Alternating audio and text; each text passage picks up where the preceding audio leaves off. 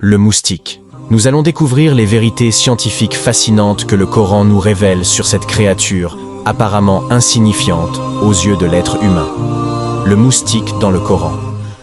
Certes, Allah ne se gêne point de citer en exemple n'importe quoi, un moustique ou quoi que ce soit au-dessus.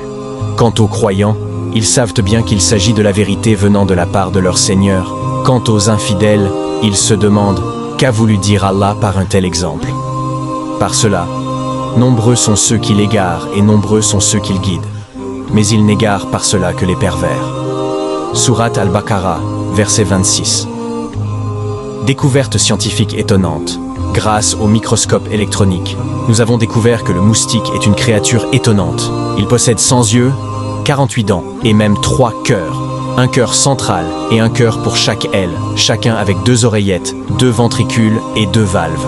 Appareil unique. Le moustique possède des appareils incroyables. Il détecte la chaleur émise par les objets, pas leur forme ou leur volume. Sa sensibilité est à 1000 millièmes de degré Celsius. Laboratoire d'analyse. Avant de prélever du sang, le moustique l'analyse pour s'assurer qu'il est adapté à sa consommation. Il a même un appareil pour liquéfier le sang visqueux afin de pouvoir l'aspirer. Anesthésie ingénieuse. Pour éviter d'être repéré, le moustique possède un appareil d'anesthésie. Il anesthésie la peau avant de prélever du sang.